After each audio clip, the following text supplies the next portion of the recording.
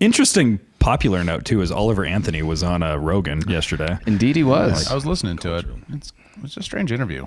It seemed like Rogan did a lot of talking. Yeah, he just kind of ranted at him the whole time, and Oliver was like, yeah, totally. I mean, he said at the end, he's like, I don't really want to like talk. He's like, I'm excited to be here, and rightfully so. Yeah, right. Fucking Joe Rogan, like you got to be stoked for that. Yeah. But he's like, I just want to write songs. Right. And so that's when Rogan was like, totally, keep doing it. Well, see you guys. It was like, I noticed it was like a 2.5 hour episode, not a 3 hour episode like they typically are. Yeah, it's always the thing, like Rogan's really into it if it goes 3 hours, and if it's less, then you're kind of like, it seemed like he was carrying the weight of that conversation. Well, it didn't seem like he ever asked him. I didn't listen to the whole thing, so maybe later on, does he get into actually asking him some questions that you would ask a musician, like, hey, what's your process like? Where do you come from? He didn't. Like, no one knows anything about this guy, and this is his first media opportunity, and Joe didn't ask him any questions. Not his best work, Well, Oliver Anthony, if you want to get a real interview. Ginger to ginger. Come on, man. Let's go. We got our heart open. I lived in Virginia, too, for a year when I was 8. I'm just like you. I'm also a musician. Dude, we could jam. I got a studio right back here. Come out to Montana. Hang out. Go hunting, fishing.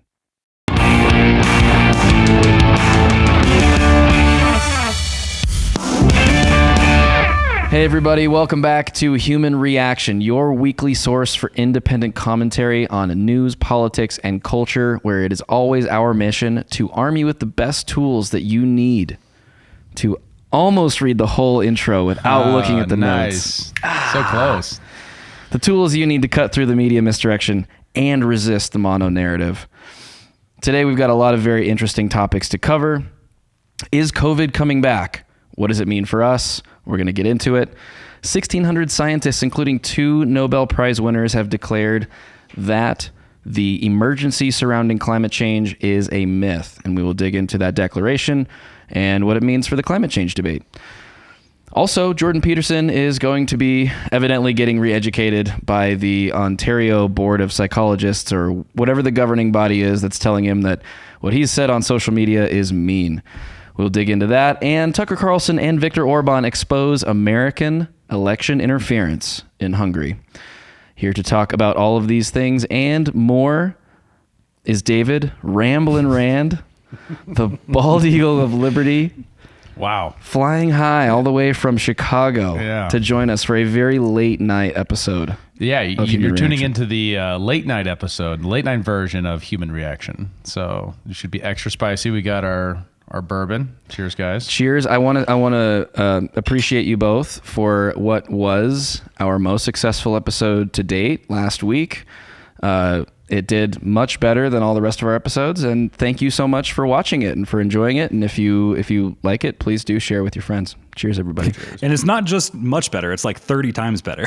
Oh, it's like 100 times better. And if you're new, if you're one of the new people who came in last week, hey, this really appreciate you following us and tuning in. Thanks for making us all billionaires. We really appreciate you. 2,000 views later. No, but if you are new to the show, you will not know that this is Kyle Mack, our resident crypto degen and pudgy penguin collector, and tonight David's glorified Uber driver. That's me, just coming in like a half hour ago with Dave from his delayed flight, and here we are at midnight filming an episode because we couldn't do it tomorrow on our normal time. You know what? When you're big shots like us and you're going viral every week, the show must go on. Okay. Is 1 week every week? Yes. As of this week, yeah. If we can do it again, it's a pattern, right? There we go. 2 is a pattern, or is it 3? I think 3 is a pattern. 2 is a... We'll cut ourselves some slack. 2's a pattern. Please do like and subscribe to the channel wherever you are listening. And do note, we do cover a lot of different topics on this show, as I just mentioned. So feel free to use the chapter marks in the description to navigate to wherever it is in the show that you want to tune in to your specific topic of interest. Anyway, let's get to it. We've got COVID mania coming back. We're seeing it start to trickle into the media. We're starting to see some select organizations around the country start to reinstitute some mask mandates, and it seems like some people are maybe eager for this to come back, and probably most of us out here are dreading the thought of going back to that place. So, I mean, where are we at here? We have a new variant that has hit the streets, right? It's Eris, is it called? Eris? Is that how you pronounce it? I'm not sure. Yeah. Is this still Eris? in the alphabet? ERIS. Yeah. So it's the E variant. It's the next one. Which was weird because it's after Omicron. It's a weren't subvariant of Omicron. Hadn't we passed this one already? I don't know how Latin works. You went to a Christian school. How's Latin work? I never studied Latin. I couldn't tell you. Oh, okay. Well, yeah. So it's an Omicron subvariant. The good news, the best stuff up front is that it's less deadly than Omicron is the current theory. And Omicron was substantially less deadly than COVID, which was substantially less substantially less deadly than the Spanish flu and SARS and swine flu and a lot of other flus. So, but it's still sparking a lot of worry amongst people who you were not surprised to learn that they're worried about it. So a couple colleges. I've seen some stuff on Lionsgate's production studios. Yep. And there's rumors, specifically from Alex Jones, that he got a tip from a TSA agent who was really looking for someone with a lot of, who would listen to him, obviously, and report it, you know. I don't know why you wouldn't go to, I don't know, Seymour Hersh or... Like, it's not his area of expertise. I know, but you know, like someone with like credentials in the media, it could have been a breaking post for lots of people. Alex Jones has media credentials. He's been at it a long time. He's been more accurate than most of mainstream news. Yes, right? And he's also propagated lots of conspiracy theories, and many of which have become true. Yeah, especially the psychic vampires. That's the one I'm still waiting for. Well, look, they are turning the frogs gay. I mean, he was talking about Epstein back in 2008. Yes, right. But is he a vampire? Did they have to kill him? They killed him by strangulation, Kyle. They didn't stake him. He wasn't a vampire, nor was he an interdimensional vampire. To be fair to Alex Jones, that's not what he's talking about with the vampires. Oh, okay. He's talking about that there are people that legitimately take psychedelics to meet the psychic vampires. That does not sound like an experience I would like to have while taking psychedelics. He was talking that in reference to LSD trials. Anyways, my criticism of Alex Jones aside, basically this TSA guy called him in and said, hey, they're looking at implementing this, and they're going to roll out vaccines, and they're going to shut down all the airports and make everyone wear masks again, all that kind of stuff. So that's the existing news that I've heard so far. I would say the easy litmus test on the factual nature of this one is he did establish the timeline of by October or in October. If we see this sort of thing return to airports and air travel in October or by October, then put another check in the W column for Alex Jones. He was right about animal-human hybrids. He was right about, I mean, dude, the chimeras. If you haven't seen the episode where he appears on that conspiracy show with Jesse Ventura, where they talk about the pandemic with Dr. Rima Labo. Oh, the vaccine thing. Yeah, and he's like, and they're going to roll out the bioweapons, blah, blah, blah. I mean, like pandemic, blah, blah, blah. Like it all came true. I mean, relatively. He was like, this is population control and it's going to kill everybody. Yeah, I mean, he was pretty extreme. Don't but get me wrong. I the think pandemic did happen. There's a lot of question about, how safe the vaccines are. And that's all good. It's just when people leap to the conclusion of this is in the pursuit and they subscribe motivations that they don't know because they've decided before they've seen evidence of what their motivation is, right? But the Georgia guys, have you actually seen the Alex Jones clip talking about this? Yes. Okay. Yeah. But motivation is something that should be proven by evidence, not just conjecture. And that's he does a lot of conjecture. That's my criticism as a media person. That's all. He just conjectures a lot. Sometimes I conjecture. So I try to make it based on what I know as reliably as possible. Something that I will say is I saw a clip of, I believe it was on CNN, it might have been MSNBC, of a Pfizer official coming out saying that you should take the next vaccine that hasn't been created yet because he believes it will work. And that was like his exact quote was like, I believe it will work. That was... Man in suit says, shot he's selling will work. There's your trustworthy source, America. It's just one of those things where you're like, if that doesn't give you the entire picture of everything that's happened in the last several years, like I think that's a pretty clear image of it right there. It is. Yeah. One other government has acted too, which was the LA Public Health Authority has also released some stuff, but they haven't locked anything down. We don't have any of that stuff yet. And understandably, a lot of people are hearing this news and they're saying, not again. I won't do it. And just like you said, they just said, I will not comply or do not comply was trending on Twitter for like 2 days afterwards. Cause it's just, which is understandable. There's so much triggering that happens for people who had to suffer through 2020. I want to remind to people, and we don't have to go on this for long, but The option for pandemic response is not what we experienced in 2020 or nothing at all, right? That is not the standard model. The standard model for pandemic response all the way up till 2020 was what Sweden did, which is the classical model, which is that you focus protection on the vulnerable populations and you quarantine the sick. So vulnerable populations like old people, obese people, people with pre-existing conditions that make them dangerous, especially lung conditions. And you quarantine people who are actively sick, who have a fever, who you know are sick, and then you let everyone else go about their day, and then you encourage them with education and resources to wash their hands and have good hygiene. The China model was implemented after the Bush administration, after 9/11, said, hey, the next terrorist attack might be biological. So we need to do this. And so what they looked around, they said, hey, this model isn't good enough because it probably doesn't make them feel very secure, right? Because they don't do a lot in that model. And so they looked at China and said, well, we're going to do that model. And that model became more popular in the public health sphere. It was seen that, but we know now from COVID was that Sweden did very well on a population and total COVID mortality basis after the quarantine. So we really should have the debate, and we never have yet, of what should our country, given our country's culture and our constitution, what should be our approach to the pandemics, and actually have a debate in that space. And we're just not anymore. We were having it during COVID, but we stopped having it afterwards. Well, no, it's because that doesn't allow these people to loot the country for billions of dollars, right? Like that doesn't allow for that. In hindsight, the pandemic response does seem like a very convenient, if I need to come up short of saying coordinated, program to sell a shit ton of vaccines. And I would love to remind people as well, if maybe that's the world that you've come from, but you're looking for something different, there are other therapeutics out there that have shown efficacy against COVID and against symptomatic COVID and against hospitalization that aren't just what they've told you on CNN for the last 3 years that works. It's not vaccines. It's not ventilators. And now I've just seen that the FDA has rolled back its restrictions on doctors prescribing ivermectin to treat COVID. I don't know that they've specifically come out and said ivermectin is now an approved treatment for COVID, but they've at least said doctors can prescribe it. Well, and it's also, remember the context of all this stuff too, is it's a Nobel Prize winning drug, right?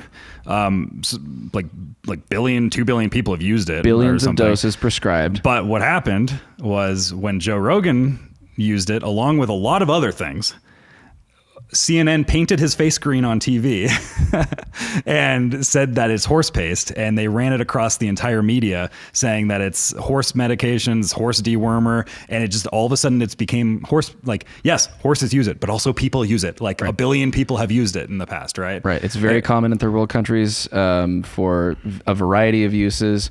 India was giving that particular province in India was giving it out to all of their residents.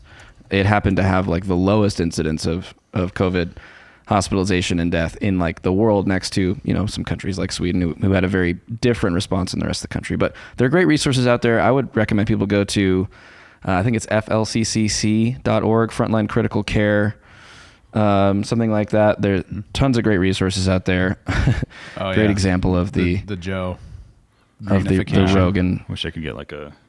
It's like the inverse of what they do to Trump on the news, right? They turn him orange. They like sucked all the color out of Rogan's face in this photo to make him look extra sick. When the reality was that he was down for like a day and then he was back to like being his normal self after he threw everything at it, right? He threw everything at it. It's important to remember, one of the reasons why that was needed, and if you're ascribing the worst motivations, right, the profit motivation here, was because they have to say there's no therapeutics in order to get the emergency authorization to roll out vaccines faster. Right? Yes. Right. And so it's a PR campaign that's very specifically and overtly anti-science, right? Because it says, despite what we know about antivirals and these other therapeutics, we can't do that because we think vaccines are the better political case and the better public health case, but the law makes us have to push them, kind of do this PR campaign so that we can have the emergency authorization to get these vaccines out faster. That's an incredibly important point that I don't hear people talk about enough, is that if there were other things that could treat it, the emergency rollout doesn't happen. Right. Like that is a very important point that I don't think people kind of have really conceptualized hard enough yet. Yeah. Vaccine manufacturers could not get the emergency use authorization if there were other therapeutics that worked. Yes. Right. Additionally, that Trump administration came out and said that this fear-mongering around this, and from the Alex Jones reporting and the other reporting that's happening up from the college's implementation and, of course, LA Public Health, is that this is all an attempt to keep him from being elected again and as president in 2024. What do you think about that, David? You know, I don't know. I think it's conjecture on the motivations of the people around it. I think some people like bought the COVID line, hook, line, and sinker, and they're afraid of any disease now. They're just afraid, right? And so even though this is Omicron was less deadly than COVID, which is less deadly than Iris is less deadly than Omicron, we're still going to have a lot of people who are going to freak out, right? Because it's been programmed with a lot of stuff for people to do. I don't mean that in like a centralized way. Like I don't think it's actually programming people's minds, but you hear a lie enough, people tend to believe it. Sure. Well, and also we are more prone to suggestion when we are in a state of fear, right? And so like if there is the stoking of the concern around COVID coming back and, these health issues, especially as we come into the fall, when it's typically, supposed to be sort of cold and flu season ramps up, it could put people into a place where they're more susceptible to other narratives that might pop up. There's just a lot of coincidences on timing lately on a lot of things, right? Like this is coming up right as election season's rolling. Trump's trial date gets put the day before Super Tuesday, right? Prigozhin just happens to be on the plane that goes down. Like there's a lot of coincidences lately that happen, right? Well, I mean, Prigozhin probably just got assassinated, but it was also a coincidence. It's also flu season starts at this time of year every year, right? I mean, for a very long time, every year this time of year, a new flu vaccine comes out to fight the everyday common flu. May I just note, though, too, that I feel like it's been a long time since we've heard anything about the war in Ukraine. Like, not a lot of news has come out about it.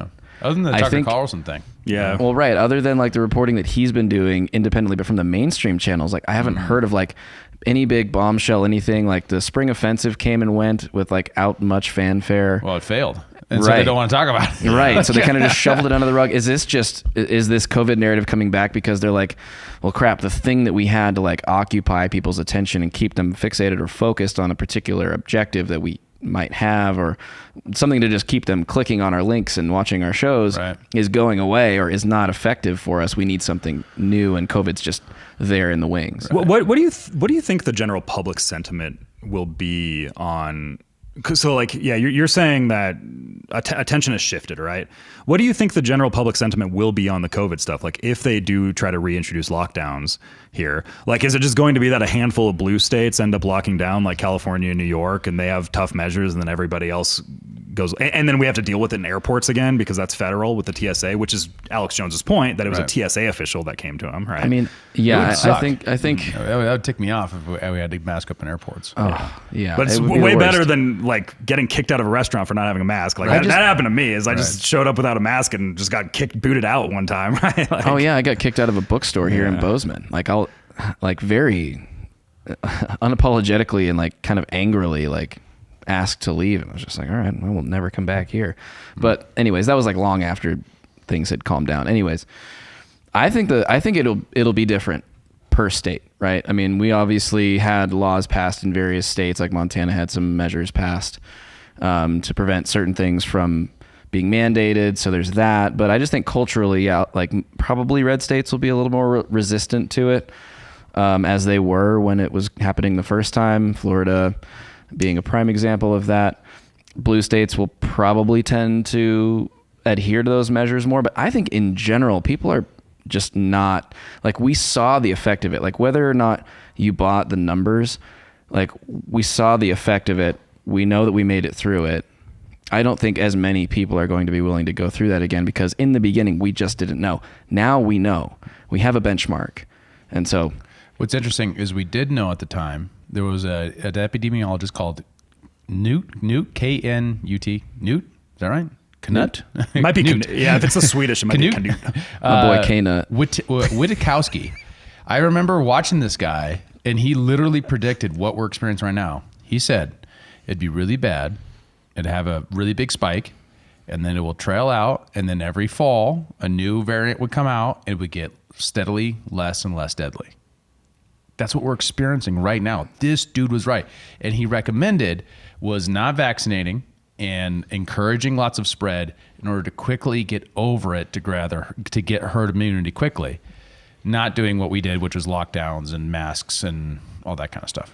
Well, it was like I remember Balaji Srinivasan, who writes some good books, but he was talking about this and basically predicted everything pretty accurately back in like December prior to lockdowns, January prior to lockdowns. Like these things were, and it was all this stuff is like, we see this stuff coming out of China, right? Like we could see it coming out, and there was kind of that lingering threat that was happening for a few months at that time. And then all of the information got censored when a bunch of scientists were mysteriously dying from those labs that we weren't allowed to talk about for 2 years. But, yeah, definitely wasn't leaked from a lab. What are you talking about? Well, though that was the thing is like there was Fauci said it wasn't. He said that to Congress, to Rand Paul, looked him in the eyes, said it wasn't funded by us. Yeah, that he was directly involved in too. He wouldn't violate his oath. What are you talking about? Well, this was the thing is like there was like all these strange that were that'll get us removed from the algorithm. Unalivings, there was some strange unalivings that had happened in China. You're gonna have to beep that out in post now. You know that, right? Yeah, I know.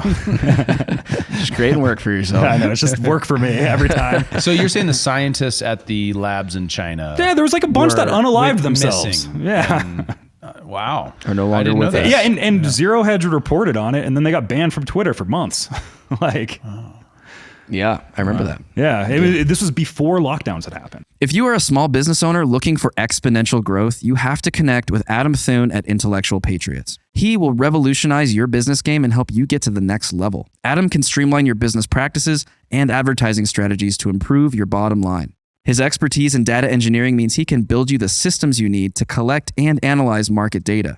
His mission is to provide you with invaluable insights to fuel your success. From grant writing and business proposals to digital systems integrations, even AI management, Intellectual Patriots is a one-stop shop for cutting-edge solutions. Don't wait another second. Visit intelpatriots.com to learn more. That's INTEL Patriots.com. Another pivot. Do you remember when they tried to blame COVID on climate change? You remember that? No, Do you remember that? They're like, we're going to see more diseases just like this because of climate change. Like it was like the typical Chevron.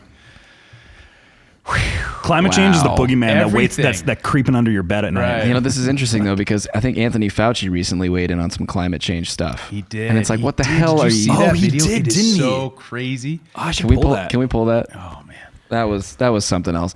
But while you pull it up, we'll it's tee a up great the next reaction moment. Oh, Yeah, it is for sure. I mean, Fauci. Can't live with him, can't live without him, you know. He's great for news. I wish we were better at impressions. I would do an impression right now. In zoonotic diseases, we'll have the tools. But the climate change countering has to come from an international commitment to decrease the carbon imprint in society so you don't have the kinds of crazy weather that we're having in this country. I mean, if you look at it, I mean, everything from the tragic fire in Hawaii to Texas, which had something like 75 days in a row, over 95. I mean, it's completely, really terribly unusual? What's happened with climate change. Texas is a desert. I lived in Texas for years growing up, and I remember it regularly being in the hundreds of degrees. I mean, even if the overall trend is going up, what's so frustrating is how he uses weather to describe climate. Every winter, the conservatives will say, oh, it's 20 below. I wish I had some climate change. And the liberals come in, they say, climate change isn't weather. This is just the time of year. And it's, or it's like a particularly cold summer. And they're just like, wow, it's cool out today. And they'll be like, it's weather. It doesn't mean climate change isn't real. And then anytime something happens, that's weather, such as a hurricane. Hurricanes happened before climate change, guys, believe it or not. Yeah, it's a real thing. No. Yeah, they pre-existed. So even though a hurricane caused winds that made for really bad fire, that doesn't mean the Maui fires were caused by climate change. And it is repulsive to stand on the bodies of dead children and use that opportunity to advance your public agenda in this way. I mean, it's totally gross. Especially when the winds were created by a HARP-like weather modification system and probably ignited by a space laser. I mean... And this is what the aliens are trying to tell us. Man, I didn't know I had Alex Jones on the show. You guys just defended him, and then you are him. I think Alex Jones gets a bad rap. That's all I'm saying. But no, it's a crazy moment when they can say, whenever the weather suits our books, weather explains climate. But when it doesn't suit our books, obviously weather is not the same as climate. God, and it's just terrible. So obviously this medical doctor knows a lot about climate change, unlike the 1,600 scientists, including 2 Nobel Prize winners, who's from around the globe signed a declaration stating the claims of a climate emergency threatening the Earth are a myth. Is that the right language there? That's a myth? That's what I read. Yeah, Wow. I mean, I've read it in a few different instances here, but yeah, it's this organization, the Global Climate Intelligence Group, CLINTEL for short. There's a declaration on their website, if you go to clintel.org, that kind of outlines what they're saying here. And really, I want to be super clear about this, because I think at first blush, people that don't believe that climate change itself is a hoax or anything like that would go, oh, this is just another climate change is a hoax thing. It's not. In fact, their first statement, other than, below the heading here, which is there is no climate emergency, is natural as well as anthropogenic factors cause warming. And they go in to describe that. And they go into their other points here, which I think are pretty interesting. Warming is far slower than predicted, right? I think a lot of the fear around this is how quickly it's happening and how we're going to achieve this point of no return, that beyond which, like, the Earth is just going to turn into a fireball and everything is going to be incinerated and we're all going to die. We're not going to be able to grow food and it's going to be a terrible, terrible end. They're suggesting the warming is slower than predicted. They also note that the climate models are incredibly inadequate and have a lot of margin for error, which is true when you're bringing so many variables into an equation. It's bound to just get really strange and unwieldy, right? And that's been a criticism for a long time. This isn't new stuff. Mm-hmm. Some of the other headings here: global warming has not increased natural disasters. Climate policy must respect scientific and economic realities. And I think this is a really big one. It's like, when we're talking about something that we think could happen, is happening in the future based on these very complex and, by their terms, inadequate models, and we're weighing that against whether or not people in a part of the world get to have fuel to heat their homes or cook food, or we stop this thing that we think is happening and is going to be an existential threat. Like, there are lives on the line, and that's super important that we be very deliberate about decisions like that. And I mean, I think their assertion is that we're not being deliberate and we're overreacting. Yeah, there's so much there. I mean, and we keep on circling on this climate change thing, I think particularly because of the time of year, because it's hot. We got the fires, we got the excuses that the left keeps bringing up. Additionally to that, it's a point of political control for them, right? Because they've had so many people invest in this idea that the climate is the thing that will give the government the time, the presence, the mandate to control the economy so that we can make everything better. And I think that just turns a lot of people on. So when Vivek, for example, came out and he said that the reality is that more people are dying from bad climate change policies than they are from actual climate change. Well, we now have a story from Politico saying that's a pants on fire lie. Oh, this is PolitiFact, not Politico. PolitiFact, yeah. Isn't that from Politico? I'm not sure. Maybe. I thought they were run by Politico, but yeah, PolitiFact. Well, it has fact in the name, so this is true. Yes, right? yeah. That's how you know. The fact checkers are always correct. They always got facts on them. And what's so great is we got it up here, and you can see if you're tuning in on any of the platforms, you can get the video. You can see Alex Epstein. And if you don't know who this guy is, you need to know who Alex Epstein is.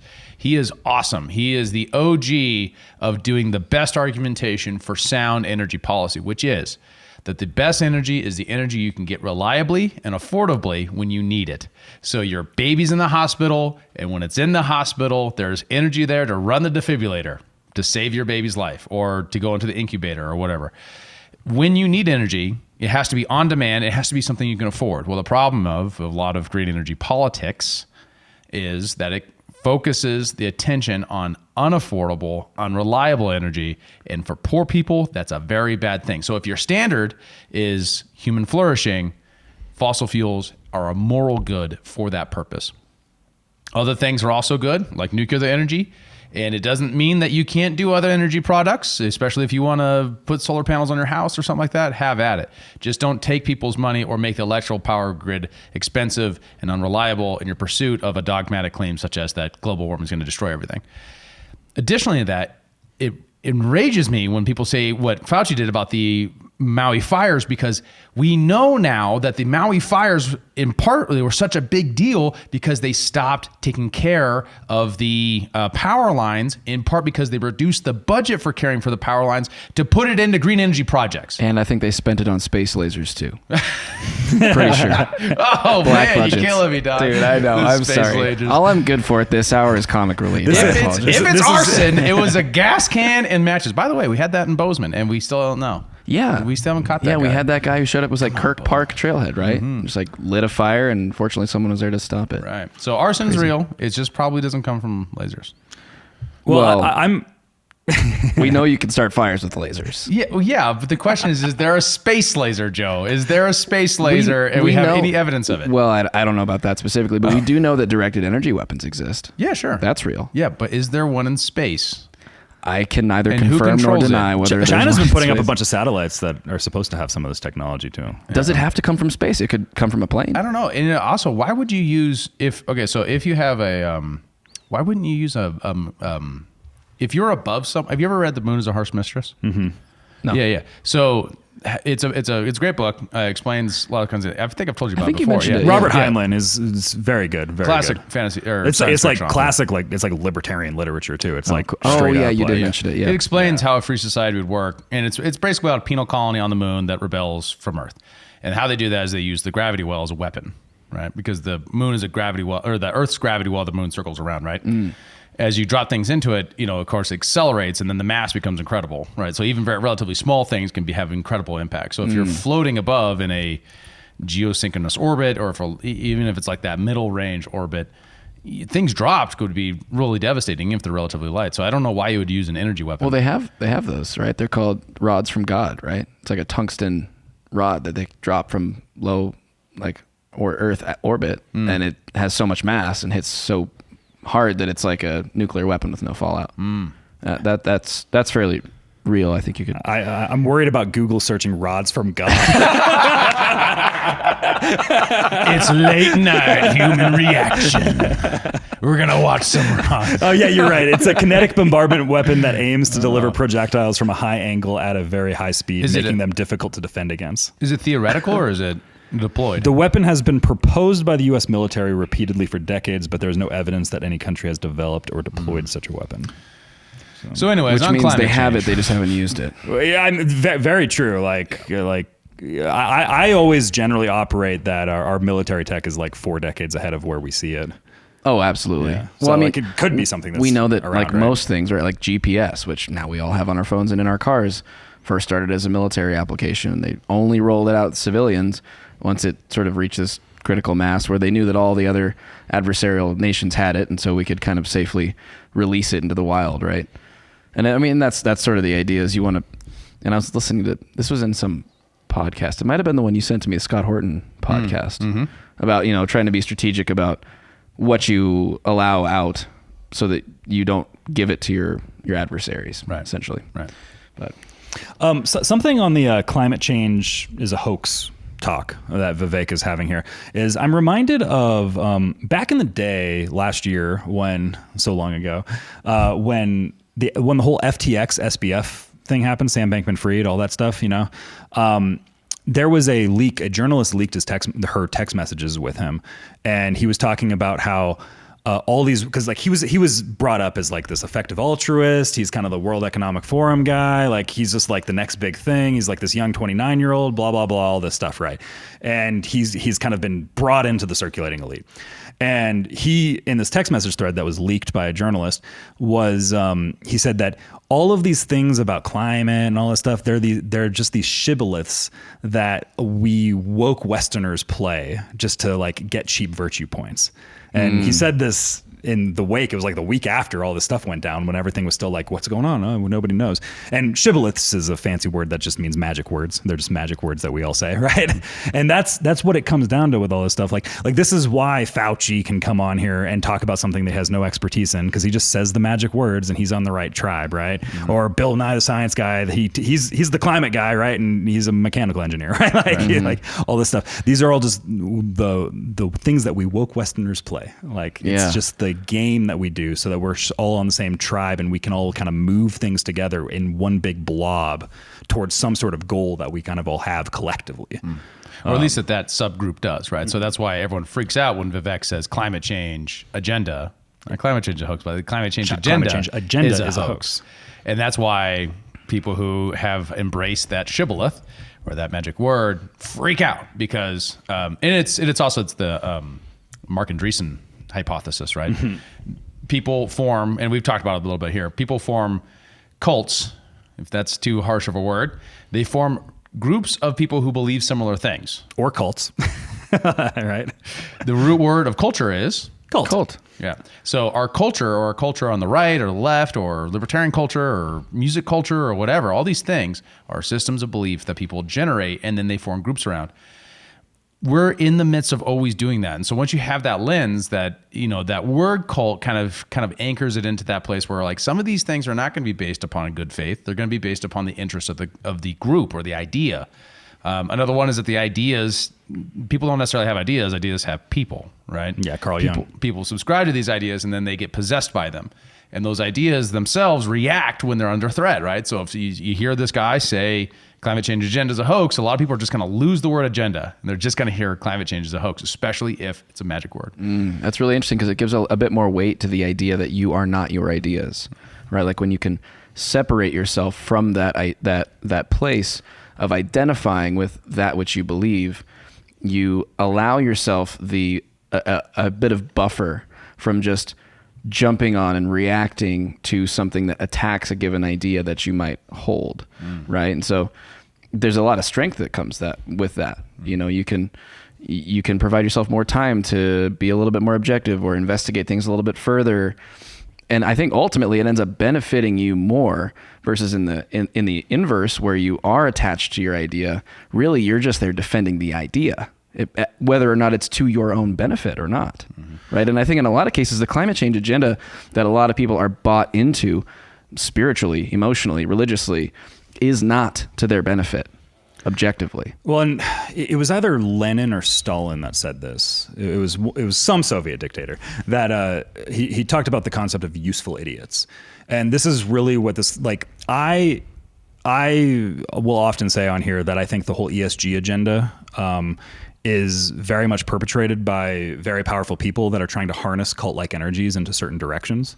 And that's what it is. And I think it is something that incentivizes malinvestment by nefarious actors. But most of the people that are engaged in it, they're just useful idiots in the whole thing.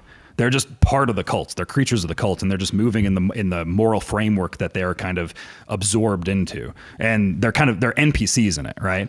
But there are people that understand cults exist, and they move the cults in certain directions, and they try to guide them. Like that's what like religiosity is, and they can be harnessed for good or for evil, right?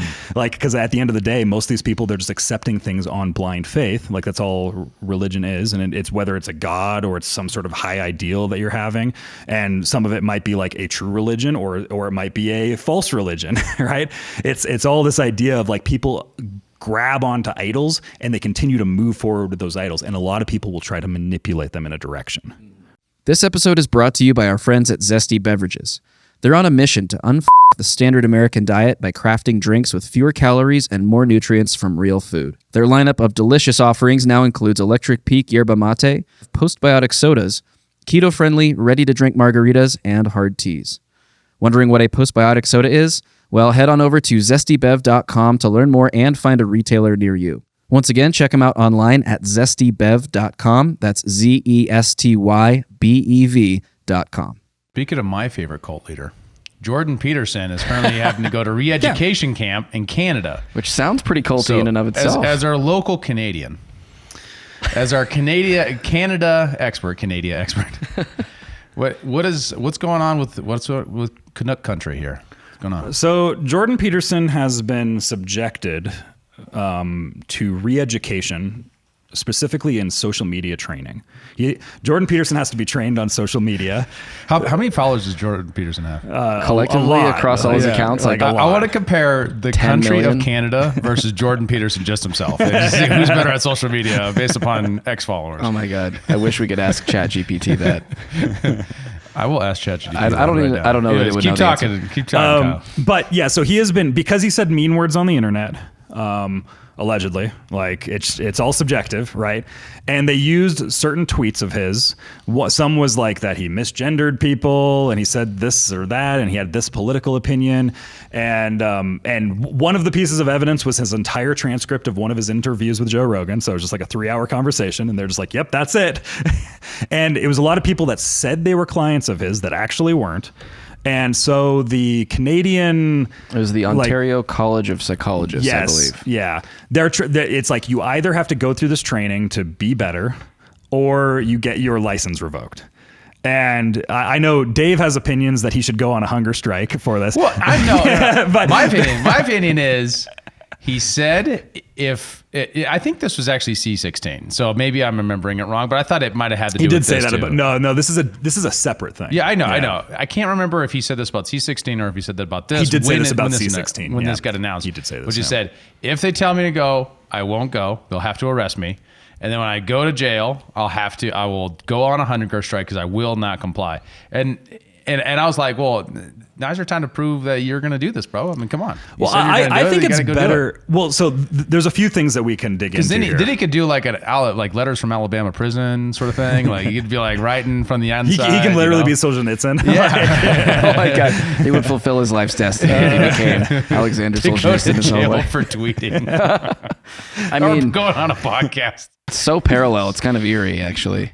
That's why I think he should deny. He should say, no, I'm not going to do it. Well, look, here's the thing. If he says, no, I'm not going to do it, then the Ontario College of Psychologists revokes his license to practice clinical psychology, which he doesn't currently use and hasn't used for years. And he also said in the podcast that he did with his daughter responding to this situation, that he would have offers from other provinces to offer him a license to practice clinical psychology in their jurisdiction immediately upon that revocation. So it's not like if they take it away, all of a sudden he's without income or anything like that. I think it's so much money. So what he should do is he should then just continue to practice. He should get just one client and just start doing psychology, and he just put that online. He's just doing psychology. I think it's far more effective. Then he can do it. It's far more effective from a game theory perspective of just live streaming at Libs of TikTok style. Ooh. It's so much that's why Libs of TikTok has blown up so much, because it's just literally them just being like, this is what they're saying. Yeah. Boom. No context. Just here it is. Yeah. The case is so thin though against him that I think his own principle wouldn't. I mean, and I could be proved completely wrong about this tomorrow, but it seems like he would be loath to actually succumb to this re-education, even if just for the publicity of the situation, because these people weren't actually his clients. This is just they're incredibly specious arguments about what he said that shouldn't be things that someone gets in trouble for at all, especially an entire transcript of an entire podcast episode. To me, where he's at with it probably is just walk away from the license. Just say no. Just protest in that way. And just say, you can have it. I don't need it. Well, I'm also surprised he's still a Canadian citizen. It's also important that it's very vague on what the criteria of him actually succeeding on this training is. It's literally just they have some expert that we don't know who it is yet. Whoever, somebody that, I would figure somebody with a million, over 1 million subscribers on a podcast is good enough to be good at social media. They figured out social media, right?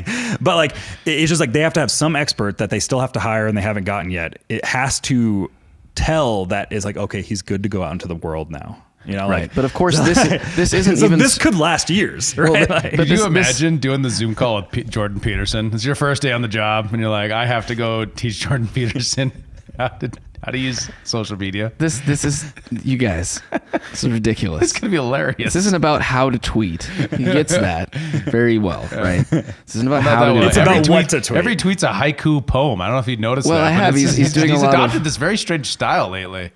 I think he's just trying to fill more space in the page. Get, I don't think that's what it is. That's way too strategic. It doesn't make any sense. I don't know. I mean, I think the broader implications here, and he even goes into this, is that this is meant to chill the speech of other professionals 100%. who are not Jordan Peterson, who do not have the convenience and luxury of being able to walk away from their professional license. Folks that actually rely upon that for their income would be very much incentivized not to speak up, not to say things that step out of line. This is 100% a control measure to try to really just tighten the noose a little bit more around the speech of people in Canada. And I think that, if anything, is why he has to fight it, because he's the only one that can. Yeah. Well, and it's trying to chill speech. That's the real danger here, right? Exactly. And the idea that some government bureaucrat has the moral authority to tell you how to appropriately use your speech. That's repulsive. That's like really gross. Although I will criticize his Twitter. Bring it up right here. I sent it to you on Discord. he is talking in haiku. Yeah, right. This seems like a haiku. All part and parcel of enter the nature worship enter, which has always resulted in human sacrifice. If you read it without the enters, it makes more sense. and always will enter. Alex Epstein enter, and Mace Mikely. Mace Mikely is a senator of Utah. I don't know why he's tagging him here, but. Awesome. Jordan Peterson and Mike Lee have a good relationship. Oh, you know what it he's is? been on the podcast. No. I got it. You know what it is? What? Turn your head to the right. It's a giant It's a middle finger. See, sometimes it just takes a visual thinker to really do what the intellectuals can't do. Dude, it's quite the. It's a hidden message. There He's it is. speaking in codes. It's a dog whistle. JBP is someone who would do that. He Would do that. Okay, so now go through the rest of his Twitter and let's see what the other ones look like. Something just how many of his tweets are actually just a middle finger.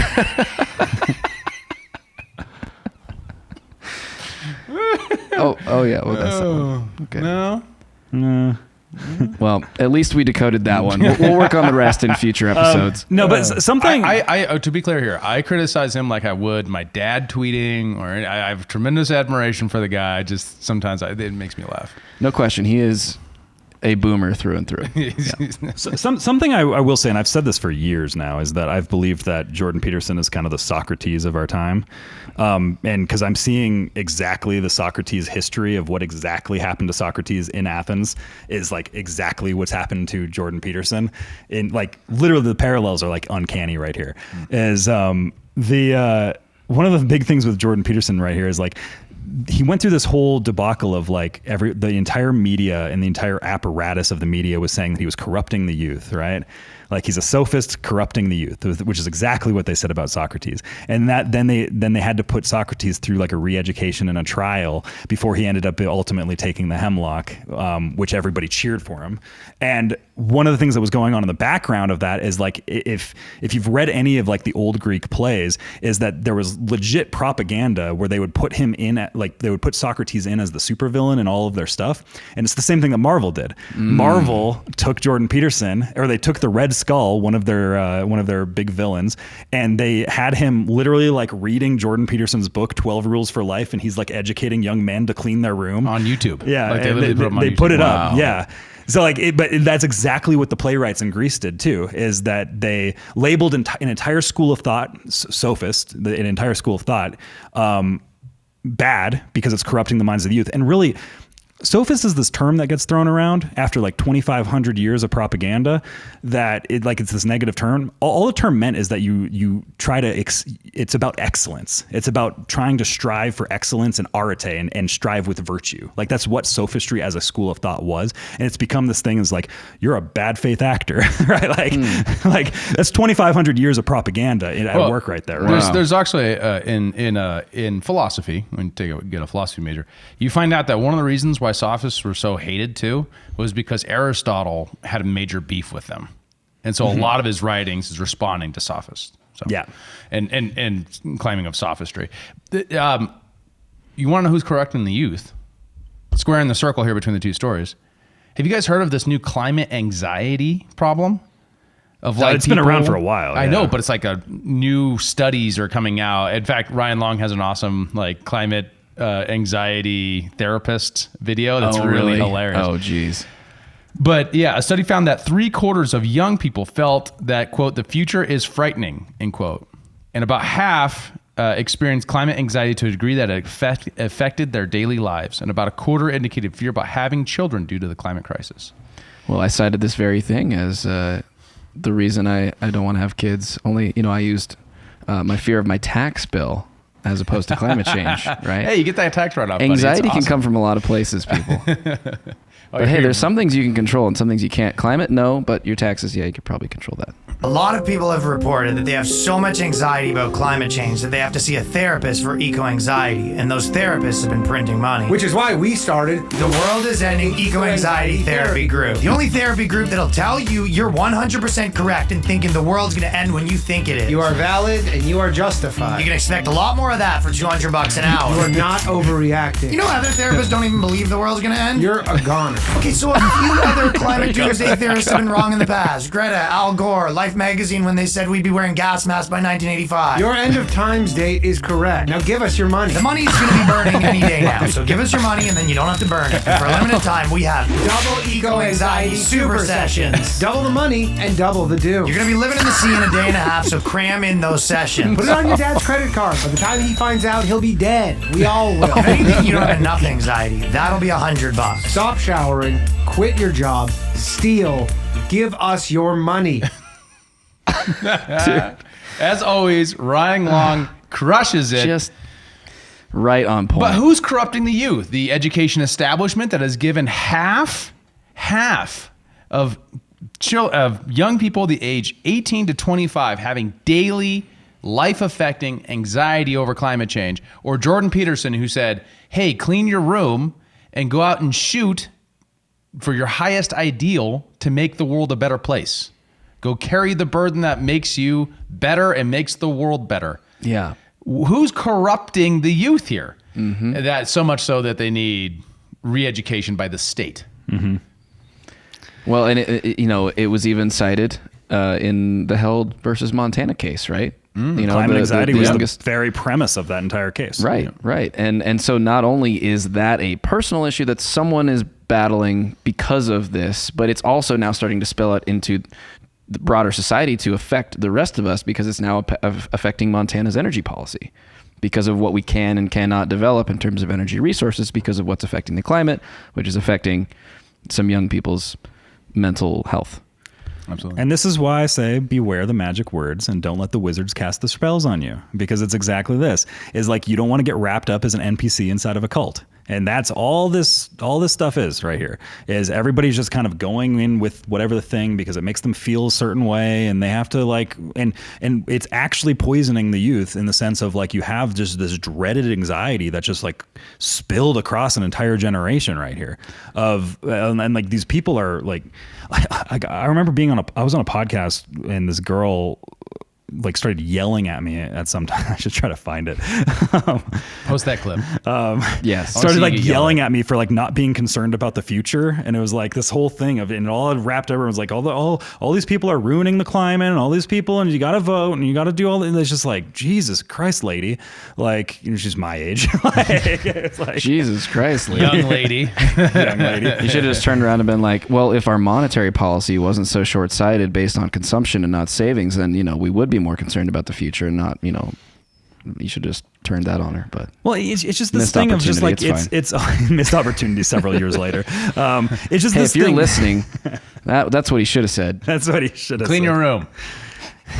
Well, and it very much is the Jordan Peterson of like, these people won't clean their room, but they'll try to fix an entire economic system, right? Like it's no, totally, and yeah, that's one of my favorite owns of his. I think that was his. Oh yeah. It was very much the early days. Yeah, maybe you should consider like getting your own life in order before you set about trying to fix everyone else's. But I think like to kind of white pill this conversation just a little bit, you're very right in what you're saying is like there are magic words that are motivating for people within specific cultural segments. I don't want to call them cults because that feels a little bit like disrespectful or something. No, they're cults. I know they're all cults. I mean, shit, we're in one, right? This is a cult right here. Whatever. Well, we're trying to build a cult. Like, we're still like early stages. Yeah, Right? I that's like to true. think of it like there are attachments in Buddhism, for example, but it's very specifically an anti-attachment philosophy, right? Your attachment is your suffering in Buddhism, right? And so the most important thing you could do is realize the illusions. So to the degree in which we are trying to encourage a certain set of virtues and said, hey, you know, like there are good things in the world worth doing. And we try to drop white pills as much as we can while we talk about the news, because the news shouldn't be what it often is. Helping people lose their illusions is incredibly empowering. And if we can do that, we're doing something good and worthwhile. And it's fundamentally anti-dogma. Because if you make the focus on the loss of illusion, you're less likely to get captured by, you know, a system, a layer that sits on top of reality, that interpretive layer that could confuse people or turn into a cult, if you will. Well, and cults are, and this is the same thing with like populism. Like populism is very much cult-like behavior. Like cults can be good or bad, right? Like it's not like, I'm not necessarily saying that a cult is a negative thing. Right. It's like this is kind of the whole Mark Andreessen point, and you mentioned him before, as this is kind of part of his hypothesis here, is that all of Silicon Valley was built off cults. Like it's literally just all cults, and that's everything that built up of like our entire tech industry was all built up of cults from Silicon Valley, like legitimately like named cults. Right. And American culture is. I mean, like if you look at the founding fathers, the way we treat them. I mean, if you go to the Capitol building and you look up this picture, Kyle, and you look up at the Capitol dome, you literally see George Washington sitting on the throne of God, surrounded by founders like angels. Mm-hmm. Yeah, I mean, like we religiousify the state and politics and these things for reasons, because that's what humans do. We're religious creatures. And that's why we create these mythologies. Like George Washington never told a lie. You know, like cut down the cherry tree, same thing, all that right? kind of stuff. Yeah. Well, and to, you know, finally get back around to the point I was trying to make before we so rudely got off track. I just want to defend cults. Like I was railing on them. He's a cult but, fan. What? But like I do think that they're useful and necessary and a part of human life. Well, that's exactly the point I was going to make before you so rudely interrupted. Let him agree with you already. No, there are other cults. If you're tired of being anxious about the world ending because of climate change, there are different points of view.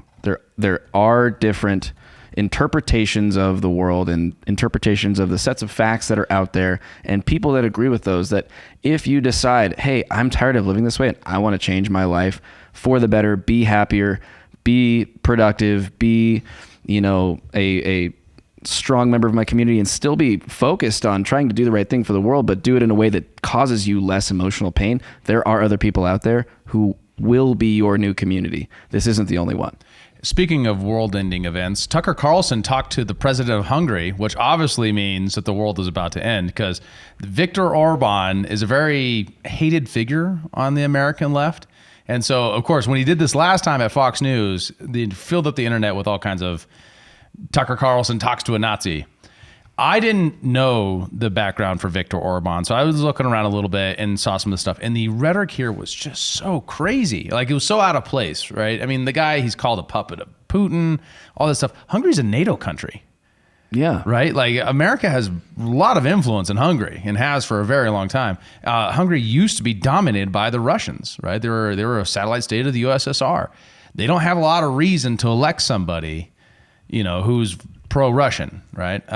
Unless, you know, obviously the grounds and countries are complicated and democracy is complicated. So it was an interesting interview. They do get into a lot of the stuff with the international relations, and you know, the exposure of the American election interference in Hungary, the exposure of Americans' foreign policy, and what's going on in Ukraine, and kind of giving a better, more localized view. Well, I think this clip that I have right here is pretty much the exact reason of why he's hated by the DC blob, right? So if you were in charge of NATO, if you were, say, Joe Biden, what would your next move be in the war in Ukraine? What would you do? Peace, immediately. Call back Trump. That's the only way out. Call back Trump. Call back Trump.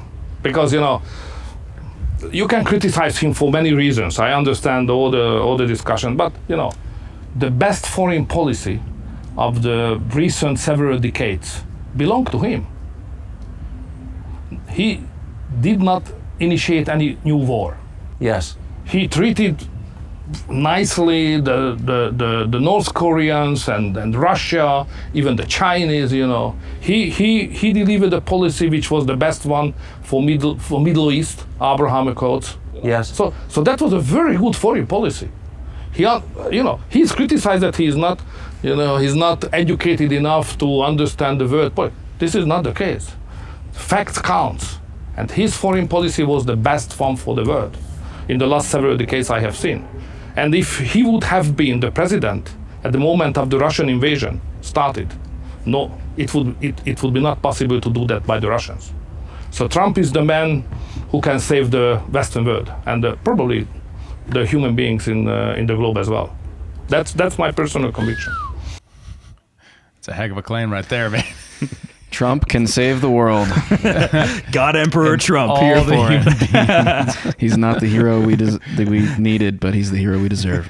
Well, whatever. It is interesting to listen to him talk about it because he has to be. I mean, he's literally has a border with Russia and a border with Ukraine. I mean, he's sitting right there, right? So he's in this position where he has to have a very hard-nosed view about American relationships, Russian relationships, Ukrainian relationships, and how, and as a NATO state, like he's sitting in the privileged seat of having an American foreign policy guarantee to his safety against Russia. So, unlike Ukraine. So he's in a particular circumstance where, I mean, and obviously he's very close to Russia, not to Putin either. What are you looking for, Dave? To Trump. I was gonna say, There's a lot of Freudian slips in there. You're pulling a little Mitch McConnell. Yeah, on us that here. was a little strange. Are you okay, Senator? You need some water? Yeah, just like, good morning. It is 12:30 in the morning. Yes. I'm tired, y'all.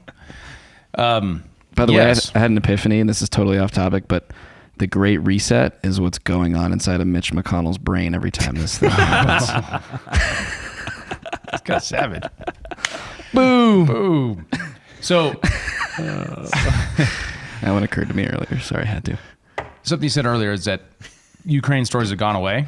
And I think that you say like that's kind of might be strategic. I would say that they have gone away, but they've kind of been boiling under the surface. So for example, there was a bunch of stuff about last week, we didn't cover it because we got too busy with everything else, on F-16 pilots being trained by the U.S. in the U.S. right now so that we can sell them F-16s. Right. Ukrainian F-16 pilots. So we were literally training their soldiers to go sell them weapons so that it's almost as if they created a pandemic so they could sell vaccines to the population. Yeah. Or that they are creating a war so that they can sell weapons, or that they in this way, vaccines are F-16s. Right. Yeah. Right. F6 vaccines. F-vaccines. Wow, it is late, guys. Yeah. Tell us in the comments, was the whiskey a good idea or was it a bad idea? So yeah, there was that. There was, of course, the Douglas McGregor interview with Tucker was actually quite excellent and gave a lot of detail. So yeah, Tucker's trying to keep the issue alive, and I think it's good. And I really appreciate that we are trying to cover and pierce this, because one of the things he says, for example, is he's saying like, look, we have to go for peace here. We have to change the current policy prescription. He says there's a point where he actually asked him, like, you know, some American elites have said they're going to get rid of Putin. Would that be a good thing? No, and he's like, that would be an absolute disaster. Biden said that himself. Yeah. Like, it was Biden that those said are that. the aims of the American political establishment as it stands right now, is to take Putin out. Yeah, Biden specifically said that regime change is exactly what the goal is. And like early on, like a year ago. And the naivete of that is that there's an assumption inherent in that whoever comes after Putin is going to be better, not worse. Well, and that actually goes into something that we didn't get a chance to talk about last week either. It had just occurred. Was Prigozhin's Prigozhin, as Nikki Haley says, right? Prigozhin. When his plane had a malfunction, right? And just 60 days before that, he had an attempted coup on Putin that everybody had tried to, was cheering on and saying that he was going to be this hot dog salesman was going to be a great leader for Russia. Just the hot dog salesman that was literally just like the day before, just cutting people's heads off, you know? Died in the plane crash. And it wasn't a coup. I categorize it as stunt. Negotiation stunt. That's how I'd think about it. Mm-hmm. Right? Because like, I don't think he never had the aims of overthrowing the government. It doesn't appear that way. Yeah. No. He was arguing throughout it that Putin was lied to. It doesn't sound like you're trying to overthrow the guy, right? So like, it was never a coup. It was always a stunt. It was always, I think, it was not a planned moment by the Western media, but rather just an example of the Western media getting very excited about an idea because they've kind of decided like Russia bad, Putin bad, therefore guy fighting Putin is our friend. Therefore they were like, we want this to happen, so we're going to celebrate it, right? Can we be sure he was on the plane? Do we know that for sure? This is like passenger manifests evidence, but I don't know if we have physical evidence like a body or something. We don't actually. It's just like we assume so. Yeah, but we do know it sounds like he was supposed to be on the plane. Right. And there are reports from X that there was the sound of anti-aircraft weapons going off and a crashed airplane, like video of a crashed airplane, like an airplane going down. And like it is quite possible that he is vacationing in Buenos Aires. Like it is possible that that's the case, but we don't really know. But a month before the he is dead allegedly. But a month before the stunt, the negotiation stunt. Because to remind everybody too, because if you're new and you just came on last podcast after our good one, when we covered this in the past, it's important. The media didn't cover this well. This happened because the Russians were going to nationalize all of the private military companies, and when they did that, the deadline was coming up. That's when this coup happened.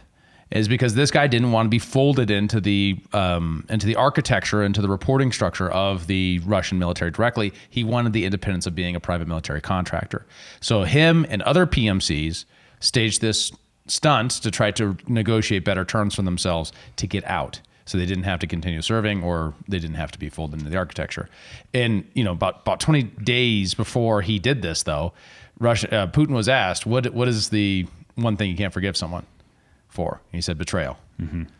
I absolutely believe the dude's capable of just shooting down an airplane with civilians on it to get that one guy. I mean, come on. Oh yeah. Definitely. Yeah. But hasn't the Kremlin said we didn't do it? Well, of course they would deny it. Yeah. Why? Because they have to keep up a facade of legitimate leadership. They can't be. If you kill someone, it looks like you're afraid of them. Right. That's why you had the CIA kill people in secret. You don't have the president actually have an overt kill list. That's why Obama's kill list was so controversial. Well, I was going to say, don't we have that? Well, you're not supposed to have one. That's the thing. That's why it should be controversial that Obama had a kill list, right? No, he had no scandals, Dave. No scandals. No scandals. Scandal free. Yeah, just scandal free 8 years. Especially not the one with the chef dying in the 4 feet of water thing that's going on. Ooh. Well, and we'll cover that at a different time. And Prigozhin was, what a life Prigozhin had. Right? We should celebrate this life, really. His hot dog vendor, Kremlin chef. Can we splash up a little in loving memory of? Have Mid-Journey generate that one. Guys, you guys are just making me have more work. Oh, man. It is what a life. It's just hot dog vendor to being killed for being, it's crazy. Was he really a hot dog vendor, or is that just derogatory? That's what the story is. That's like, I thought he was a caterer. He be hot dog vendor, caterer, chef of the Kremlin, right? Onto private military contractor somehow. So that pivot, quite strange. That's quite a journey. Yeah. Would have loved to hear how that went. Because we have one interesting thing about that is there's a lot of writing about him over very many years. So you can go back and see how the writing evolves. Yeah, I'd have to look into that, because how does one go from being a caterer at the Kremlin to just being like, "Hey, so Vlad, I got an idea. I want to start an army." Yeah, there is and have him just go. I don't think it was actually his idea, right? I think most of the writing I read, this was a couple months ago, so grain of salt, was that he developed a relationship directly with Putin and was basically Putin's guy with the PMC. Gotcha. With that particular PMC faction.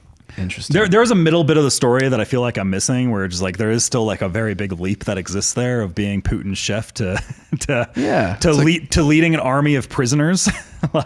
There is something I feel like that's missing in the middle of that, but I would be very interested to know what that is. We'll have to do it in our memorial episode. We'll have to cover that. in loving memory, Prigozhin of this boy. Right there. He's a fellow bald. That's why I appreciate it. Bald. Big, powerful bald. Yeah. He just needs a chin. That's the only thing he was lacking. Yeah. Well, he's got a little extra down below here. But more came out of the Tucker interview. It was 30 minutes of just bombs. It was very interesting. I would just want to go out there and say if you're listening and you're not the biggest Tucker fan because you have this association with him in Fox News, like I feel like this is a whole new thing that he's doing that he was trying to do and was doing on Fox News until they were like, okay, that's enough. And they just like axed him. Like this is a whole different He's era. been this guy for like a decade, but it's like now he's unleashed, right? But everybody just has this like, again, it's like magic words, blinders. It's like, oh, Fox News is like, oh, you know, and everybody has like this mental, they have to go through these mental gymnastics about what they feel about Tucker without ever really hearing from him ever. But like I've enjoyed Tucker for a decade probably, and he's always been this guy. Like it's not Kyle really Mack, different. Tucker enjoyer. He's a Tucker enjoyer. Or I'm a Tucker enjoyer. I like a good Tucker. I like it when you talk about yourself in third person. You got to be careful who you tell that you're a Tucker, okay? Because that has different connotations. It's 2023. It's the rods of God. I just closed out of that tab. And on that note, we are going to sign off because we're out of stuff to talk about and we're out of whiskey. No, well, we were going to cover this video. We're done. Okay, fine. False ending. It's like Lord of the Rings. You think it was my dad? How do you know I have no power in this place? They don't respect my hard stop. One more clip. Come on, we got to get more. We are a member of NATO. We are ally to the United States. And we are worse treated than the Russians, you know. What's that about? What is it about? It's what you just said. So it might be helpful to say it out loud. Now, the Biden administration spent U.S. tax dollars to campaign against you in your last election. They didn't succeed. You won, in a fair election. Big money. Big money. I don't think most Americans understand that their tax dollars went to defeat you in Hungary. Yeah, exactly. But that's not, if you respect democracy, don't you let countries govern themselves? It's definitely against all the principles we confess. Yes, it is.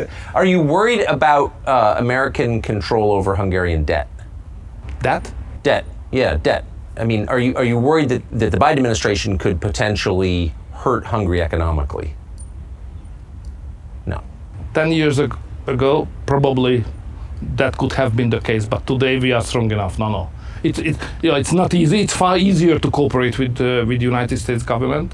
It's far nicer horizon to have a good relation. But even without that, we can stand and we can survive and we can grow. Even we can grow. Calling specific attention to the part where he said that American tax dollars were spent to attempt to get Viktor Orban out of office. Yeah, like we say on this podcast all the time of about how our foreign policy is generally trying to interfere in other people's elections, and you can make whatever leaps you want with that. We've kind of alluded to various things along those lines, but like everything that's going on in Ukraine with us funding rebellions and us trying to like install new people in there, it's like the same thing here. It was the same thing that happened in Yemen. It's the same thing in all the Middle Eastern countries. It's what we do, right?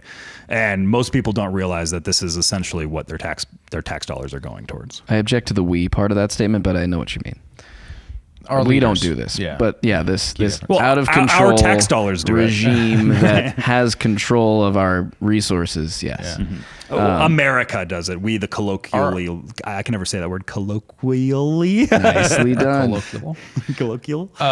Nuclear. Yeah, right. So this is what was so outrageous about the accusations that Trump only won the 2016 election because of Russian interference, when Hillary Clinton, who was making that accusation, as well as the intelligence community that obviously hated Trump, who then went on to lie at the Steele dossier and propagate that within the White House, use that to try to blackmail Trump, use that to do all the things that they did in the media, and then to indict and all that kind of stuff around that, was so obviously crazily corrupt and hypocritical, because that's what they do. The National Endowment of the Arts was created to fight the Soviets by propagating American democracy around the world. Sounds like a great idea. What do they do when the USSR is no longer around? What's their mission? Like almost everything in the government, it lives forever, right? It's what they describe as a self-licking ice cream cone. So now that it's gone, who are they going to propagate?